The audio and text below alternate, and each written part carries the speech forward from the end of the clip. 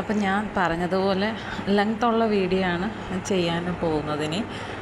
അപ്പം നിങ്ങൾക്കേ കഴിയൂ എന്നുള്ള ആ ഒരു ഹെഡിങ്ങിൽ തുടങ്ങുന്ന വീഡിയോയുടെ തുടർച്ചയായിട്ടാണ് 1, 2, 3 ഇട്ടിട്ടുണ്ട്. ആ 1 എന്നുള്ളതാണ് ആദ്യത്തേത്. പിന്നെ അങ്ങോട്ട് അതിൻ്റെ തുടർച്ചയായിട്ട് ഇട്ടിട്ടുണ്ട്.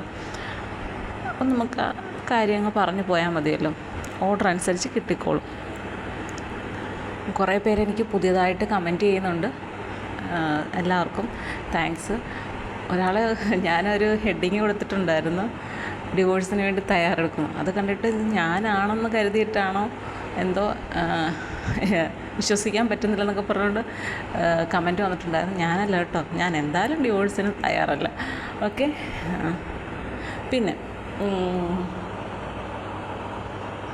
പിന്നെന്താണ്, ഷാഫി ചേട്ടാ, ഇനി ഞാൻ താങ്കളുടെ പേരൊന്നിലും പറയുന്നതല്ല.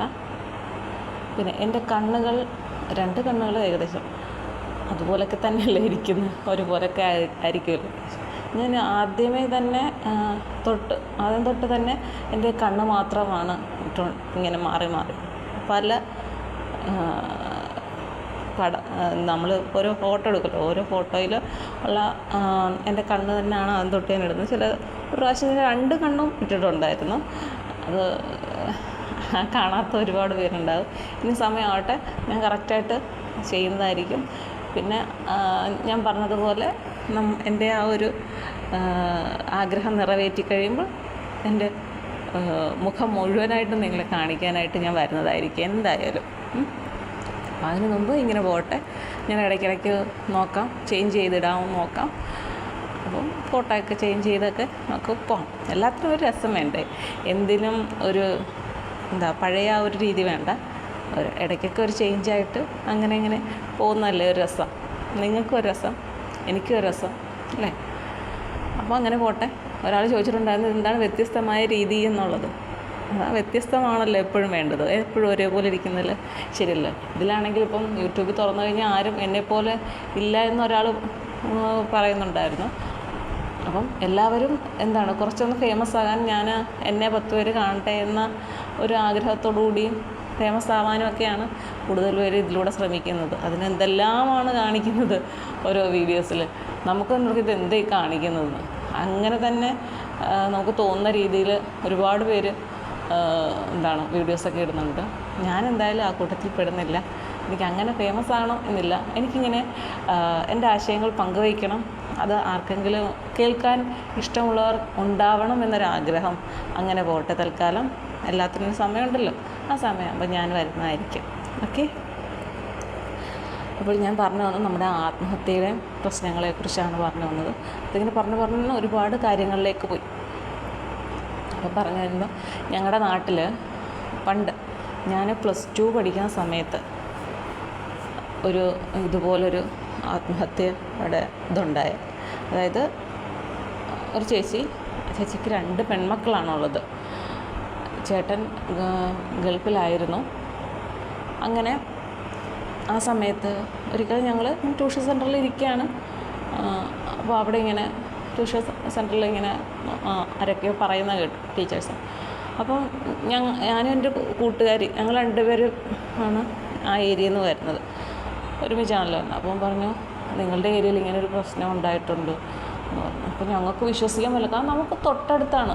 ഞാൻ പറയാം, 1, 2 വീടിനപ്പുറയാണ് ഈ സംഭവം. അതായത് അവരുടെ വീട്ടിൽ നിന്ന് നമ്മൾ ഉറക്കമൊന്ന് വിളിച്ചു കഴിഞ്ഞാൽ നമുക്ക് നമ്മുടെ വീട്ടിൽ നിന്ന് കേൾക്കാൻ പറ്റും. അത്ര ഒരു അകലമേ ഉള്ളൂ. അപ്പോൾ നമുക്ക് ഭയങ്കരമായിട്ട് ഫീലായി. കാരണം ആ ചേച്ചിയും ആ മൂത്ത കുട്ടിയാണ് മരിച്ചിരിക്കുന്നത്. ആ മൂത്ത കുട്ടിയൊക്കെ നന്നായിട്ട് പഠിക്കുന്നതാണ്. അപ്പോൾ അന്നൊക്കെ പണ്ട് കാലത്തൊക്കെ ആ ചേച്ചിയുടെ വീട്ടിലൊക്കെയാണ് ഈ കാസറ്റ് ഇട്ടാണല്ലോ നമ്മൾ സിനിമ കാണുന്നത്. അപ്പം അങ്ങനെ കാസറ്റൊക്കെ ഇട്ട് സിനിമ വയ്ക്കുമ്പം ഞങ്ങളെയും വിളിക്കും. നല്ല ഫ്രണ്ട്ലി ചേച്ചിയാണ്, അമ്മയോടൊക്കെ വലിയ കാര്യമാണ്. ഞങ്ങൾ ചെന്നാലും ഇങ്ങനെ കാര്യങ്ങളൊക്കെ പറഞ്ഞ് കുറേ നേരം ഇരിക്കും. അപ്പോൾ അങ്ങനത്തെ എല്ലാവരോടും നല്ല കൂളായിട്ട് ഇടപെടുന്ന. ഇപ്പോൾ വീട്ടിലാണ് അച്ചാച്ചനാണെങ്കിലും നമ്മൾ സംസാരിക്കുമ്പോൾ എല്ലാവർക്കും വലിയ കാര്യമാണ് ആ ചേച്ചി. കാരണം വലിയ ജാടയൊന്നും ഇല്ലാതെ എല്ലാവരോടും വർത്തമാനമൊക്കെ പറഞ്ഞ് നടക്കുന്ന ഒരു ചേച്ചിയാണ്. കുറച്ച് സ്മാർട്ടെന്നൊക്കെ പറയത്തില്ലേ, അങ്ങനെ ഒരു സ്മാർട്ട് ചേച്ചിയാണ്. ഞങ്ങൾക്ക് എല്ലാവർക്കും ഭയങ്കര ബുദ്ധിമുട്ടായിപ്പോയി, ഇത് എന്താ സംഭവിച്ചത്. അപ്പോൾ ഞങ്ങൾ പെട്ടെന്ന് ട്യൂഷൻ സെൻറ്ററിൽ നിന്ന് കഴിഞ്ഞ് ഞങ്ങൾ വീട്ടിലേക്ക് വരുന്ന സമയത്ത് റോഡ് മുഴുവൻ ആളാണ്. അപ്പോൾ എന്താണ്, അപ്പോൾ എന്താണ് ഇങ്ങനെയാണെന്ന് നമുക്കറിയില്ലല്ലോ. ഞാൻ പറഞ്ഞു എന്തായാലും എന്താണ് നോക്കാമെന്ന് പറഞ്ഞു. അപ്പോൾ ഒത്തിരി പേരൊക്കെ നിൽക്കണം. അപ്പോൾ പറയാം അങ്ങോട്ട് പോകുമ്പോൾ ഭയങ്കര സ്മെല്ലാണ് എന്നൊക്കെ പറഞ്ഞു. അപ്പോൾ ഞാൻ എന്തായാലും ആ പ്രായത്തിൽ ഞാൻ അതിൻ്റെ ഇടവഴിയൊക്കെ കൂടെ കയറി ആളുകളൊക്കെ പറഞ്ഞ് ഇതുവഴി നോക്കിയാൽ കാണാമെന്നൊക്കെ പറഞ്ഞ് ഒരു ജനലിൻ്റെ അതുവഴി ചെന്ന് ഞാനെത്തി നോക്കിയിട്ട് ഞാൻ പക്ഷെ ഒന്നും കണ്ടില്ല. എന്തോ ഒരു തലയണ കിടക്കുന്ന പോലെ എനിക്ക് തോന്നി. അങ്ങനെ ഒരു ഇതേ കാഴ്ചയെ കണ്ടുള്ളൂ. പക്ഷേ ആളുകൾ പറഞ്ഞാൽ അങ്ങനെ നോക്കിയാൽ കാണത്തൊന്നും ഇല്ലായിരുന്നു. ഇങ്ങനെ ആളിനെ കാണണമെന്നുണ്ടെങ്കിൽ വേറെ രീതിയിൽ നോക്കണമായിരുന്നു. അതായത് വീടിനകത്ത് കയറി നോക്കുന്നവർക്ക് വ്യക്തമായിട്ട് കാണാൻ പറ്റുള്ളൂ എന്നാണ് ഞാൻ പിന്നീട് അറിയുന്നത്. അപ്പോൾ എല്ലാവരും പറഞ്ഞു അങ്ങനെ കൈ കാണാമായിരുന്നു എന്നൊക്കെ പറഞ്ഞു. ഞാൻ പക്ഷേ ഒന്നും കണ്ടില്ല കേട്ടോ. എനിക്കൊരു തലാന അവിടെ കിടക്കുന്നത് പോലെ ഒരു തോന്നലുണ്ടായി, അത്രേ ഉള്ളൂ. അങ്ങനെ പിന്നെ തിരിച്ച് വീട്ടിൽ വന്നപ്പോൾ പിന്നെ എല്ലാവർക്കും കുറേ നാളത്തേക്ക് ഇപ്പോഴും പേടിയുള്ള ആളുകൾ കാണും. അങ്ങനെ ഞങ്ങൾ വീട്ടിൽ പോയിട്ട് തിരിച്ചു വന്നു.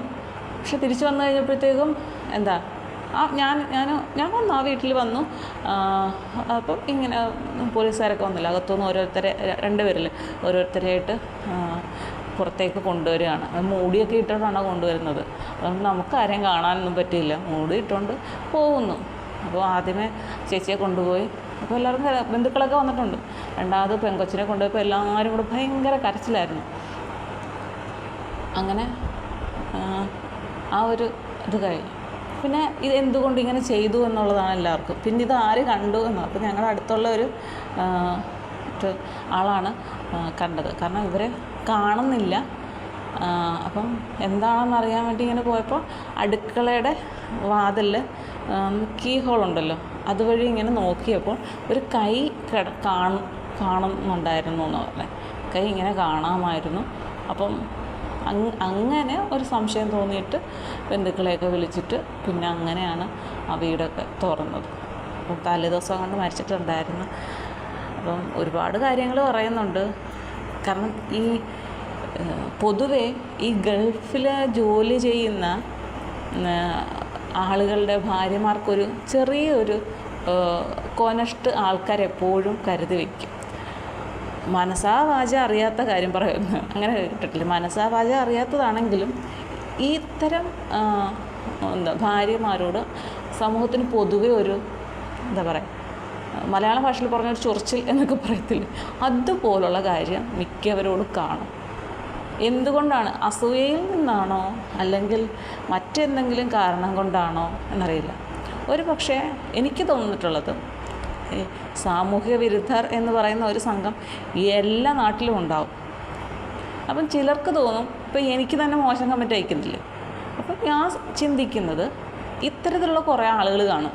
ഒരു പക്ഷേ ഈ പറയുന്ന ഈ ഗൾഫ് ജോലിയുള്ള ചേട്ടൻ്റെ ഭാര്യ ഏത് നാട്ടിലായാലും ഏതൊരു ഇങ്ങനൊരു ഭാര്യ ഉണ്ടല്ലോ, ഭാര്യ റോഡിൽ കൂടെ പോകുമ്പോൾ ചിലപ്പം കമൻറ്റ് പറയുമോ അല്ലെങ്കിൽ മോശമായ രീതിയിൽ സമീപിക്കുകയോ ചെയ്യുമ്പോൾ അവർ എതിർത്തിട്ടുണ്ടാകാം, നല്ലത് പറഞ്ഞിട്ടുണ്ടാകും. അങ്ങനെ അനുഭവമുള്ള ആളുകളായിരിക്കാം ഒരു പക്ഷേ ഇത്തരത്തിൽ മോശമായ രീതിയിൽ പറഞ്ഞുണ്ടാക്കി നടക്കുന്നത്.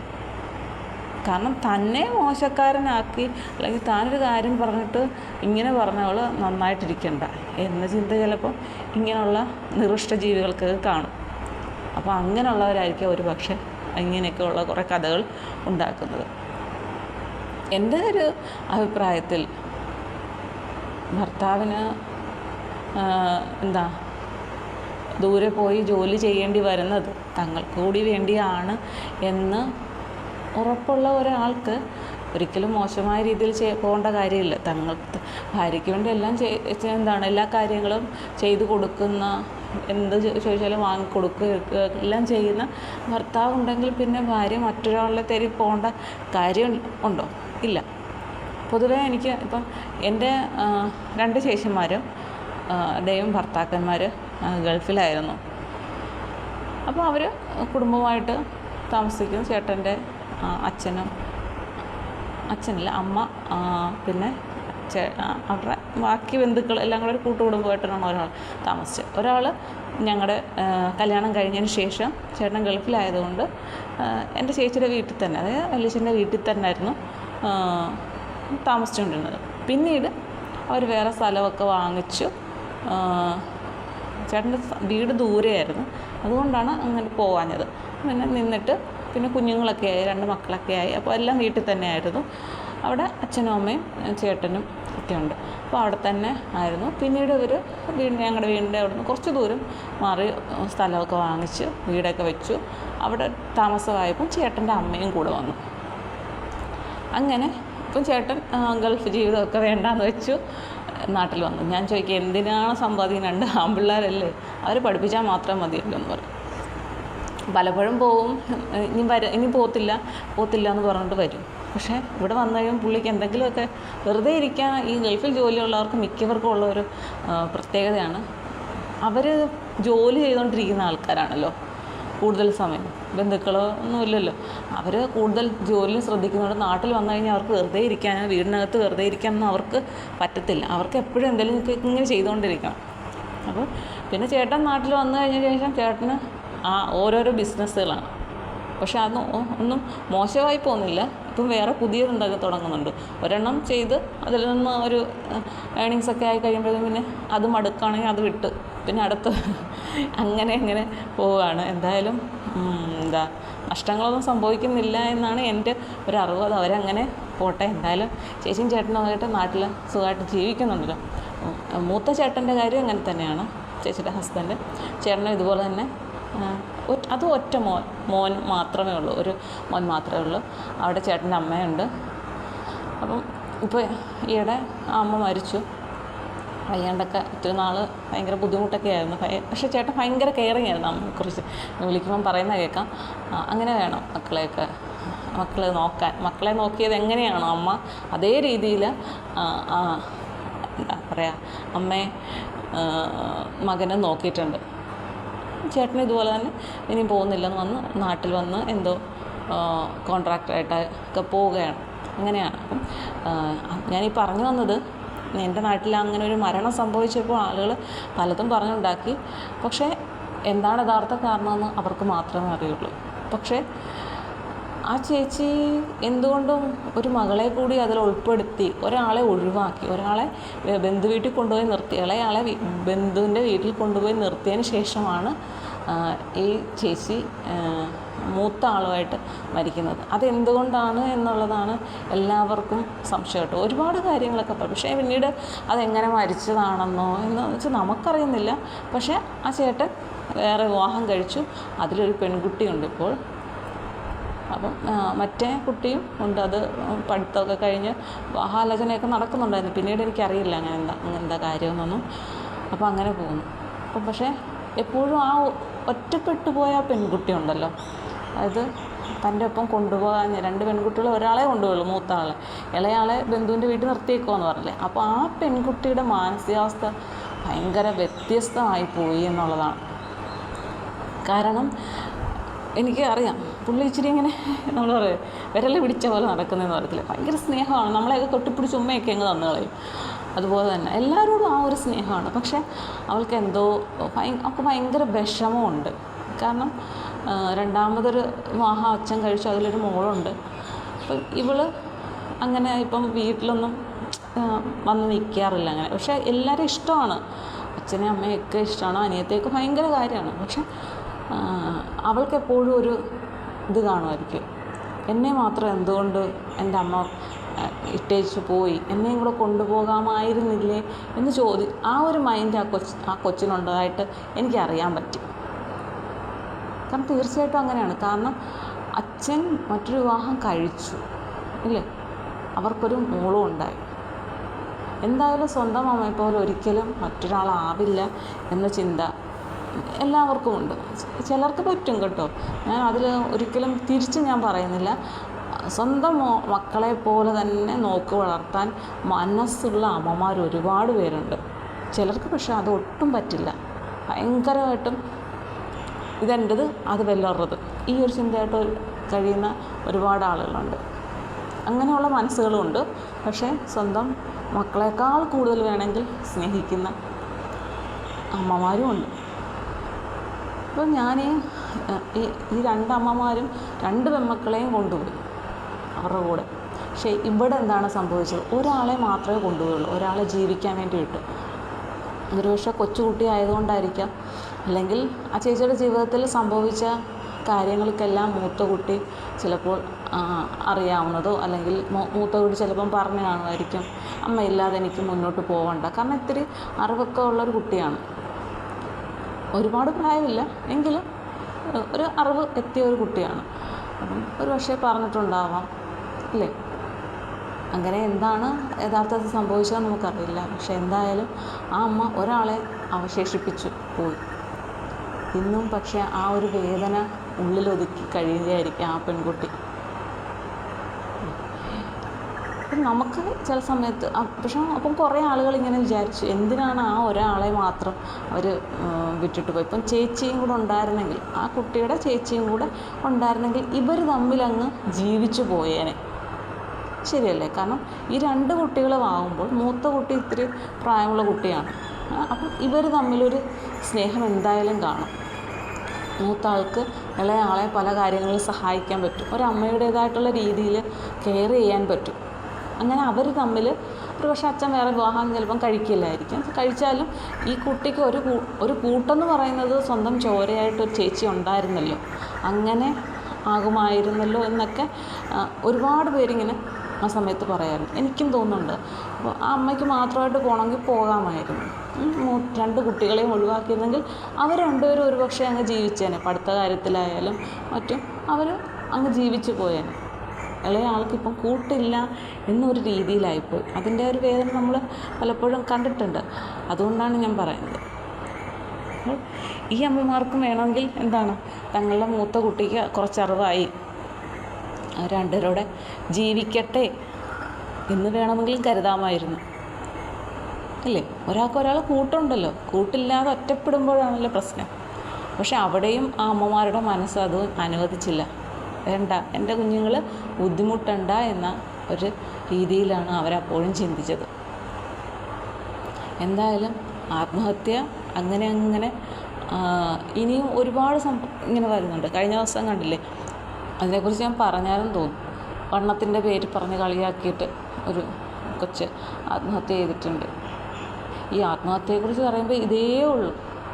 അതുപോലെ തന്നെ ഞങ്ങളുടെ നാട്ടിൽ വേറെ ഈ കഴിഞ്ഞിടയ്ക്ക് നടന്നതാണ് ഇത്. അതിൻ്റെ അച്ഛനും അമ്മയും ആ കൊച്ചൻ്റെ അവർ 3 പേരാണ്, ഒരു പെണ്ണും ബാക്കി 2 ആൺപിള്ളേരുമാണ്. നന്നായിട്ട് പഠിക്കുന്നവരായിരുന്നു, എല്ലാവരും നന്നായിട്ട് പഠിക്കുന്നവരായിരുന്നു.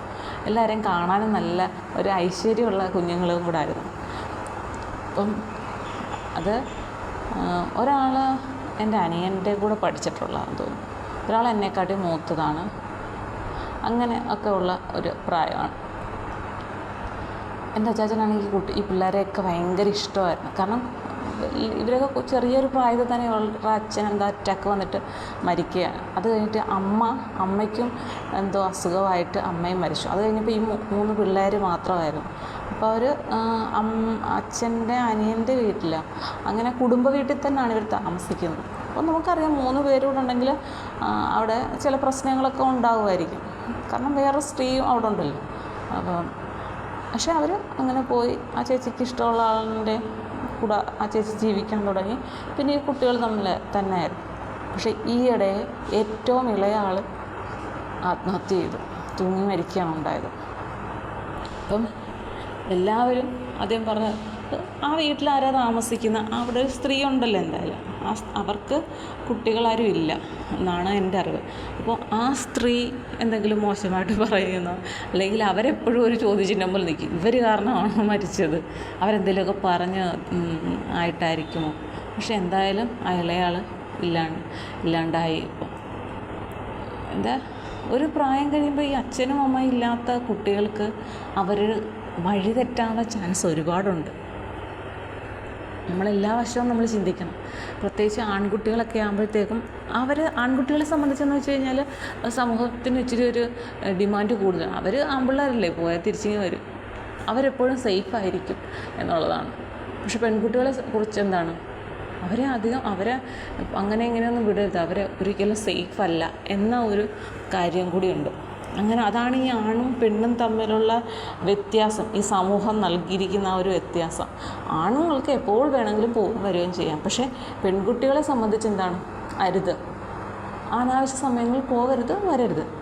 അത് ഒരിക്കലും സമൂഹം അങ്ങനെ പറയുന്നത് ഒരു തെറ്റായ രീതിയിലല്ല പലപ്പോഴും, കാരണം അതിലൊരുപാട് അപകടങ്ങൾ ഉണ്ട്. ഇടയ്ക്ക് രാത്രി നടത്തമെന്ന് പറഞ്ഞുകൊണ്ട് ടി വിയിൽ കാണിക്കാം അല്ലേ, രാത്രിയിൽ എവിടെയെങ്കിലുമൊക്കെ നിൽക്കുന്നതായിട്ട്. അപ്പോൾ ക്യാമറ വെച്ചാൽ അപ്പോൾ ഓരോരുത്തരും വന്ന് ചോദിക്കുന്നതും കമൻറ്റ് പറയുന്നതും ഒക്കെ അവർ ടി വിയിൽ കാണിക്കുന്നുണ്ട്, വാർത്താ ചാനലിൽ. അപ്പോൾ അതാണ് യഥാർത്ഥ കാര്യമാണ്. അങ്ങനെ നമ്മൾ പോയിട്ടുണ്ടെങ്കിൽ നമുക്ക് ഇങ്ങനെയുള്ള അനുഭവങ്ങളൊക്കെ ഉണ്ടാകും. ഞാനുണ്ടല്ലോ ഇപ്പം ഞാൻ ചിന്തിക്കുന്നില്ല, അന്ന് എനിക്ക് അറിയാൻ വയ്യാത്തൊരു പ്രായം. ഞാൻ എൻ്റെ വീട്ടിൽ നിന്ന് എൻ്റെ അച്ഛൻ്റെ വീട്ടിൽ വരെ രാത്രി നടന്നു പോകും, ഒരു 7:30 ആ ഒരു ടൈമിലൊക്കെ ഞാൻ ഒറ്റയ്ക്ക് നടന്നു പോകും. അതെന്താണ് അങ്ങനെ നടക്കാനുള്ള കാര്യം എന്നറിയാം, എന്നെ ആ ഏരിയയിലുള്ളവർക്ക് എല്ലാവർക്കും അറിയാം, ഇന്ന ആളുടെ മകളാണ്, ഇന്നടത്തോട്ട് പോകുമായിരിക്കും, നമ്മളോടത് ഇന്ന ആൾക്കാരുടെ ബന്ധുക്കൾ എന്നൊക്കെ അറിയാവുന്നതുകൊണ്ട് നമ്മളോട് ആരും ഒന്നും മോശമായിട്ട് ഇതുവരെ പറഞ്ഞിട്ടില്ല.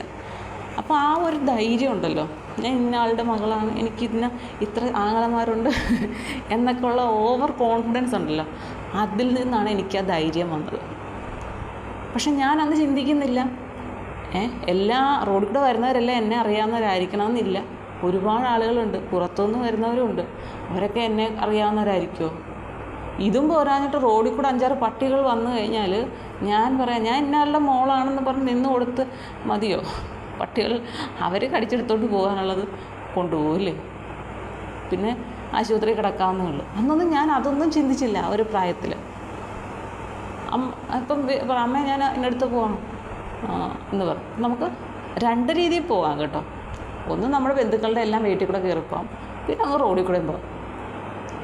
ഈ ബന്ധുക്കളുടെയൊക്കെ വീട്ടിൽ കൂടെ പോകുമ്പോഴത്തേക്ക് അവരാരും ചോദിക്കില്ല നേരിച്ച് ഞാൻ പലപ്പോഴും റോഡിൽ കൂടെ അങ്ങ് പോകും. ചിലപ്പോൾ നമ്മൾ അറിയാവുന്ന ആരെങ്കിലുമൊക്കെ കാണും, ചിലപ്പോൾ അവരോടൊക്കെ സംസാരിച്ച് അങ്ങനെ അങ്ങ് പോകും.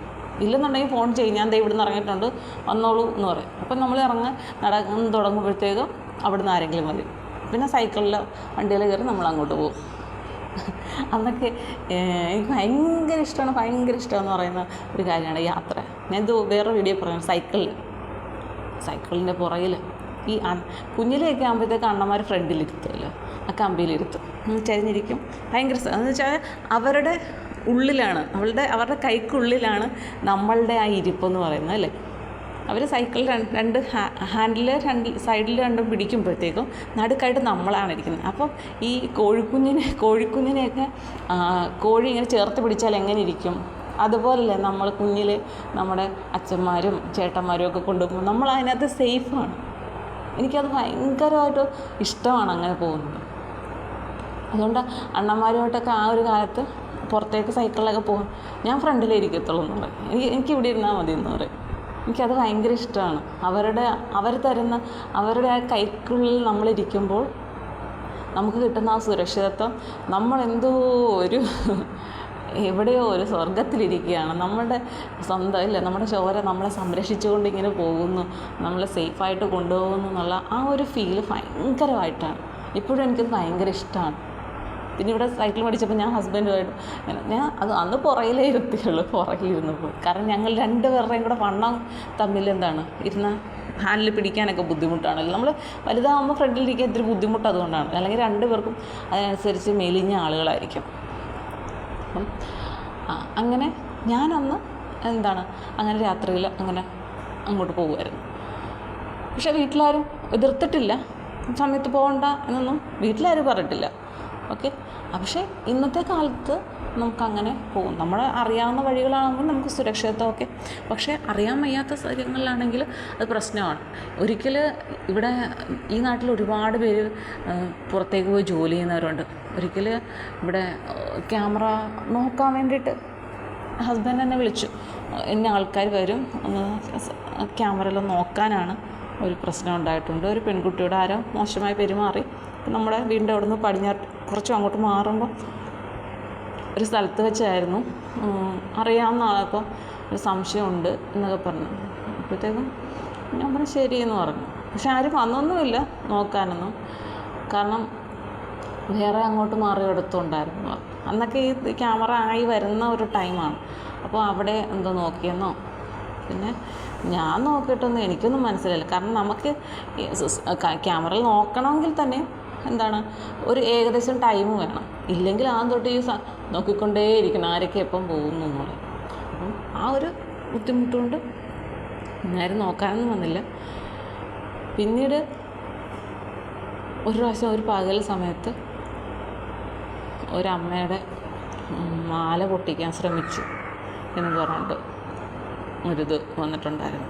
അപ്പം ഇതാണ് ഇന്ന് നടക്കുന്നത്. നമ്മൾ ഓർക്കും നമ്മുടെ നാട്ടിൻപുറങ്ങളിലെ വഴികൾ സേഫല്ല. ഇപ്പോൾ ഒരു വഴിയും സേഫല്ല എന്നാണ് നമുക്ക് മനസ്സിലാക്കാൻ പറ്റിയിരിക്കുന്നത്. ബാക്കി അടുത്തതിൽ. ഓക്കെ.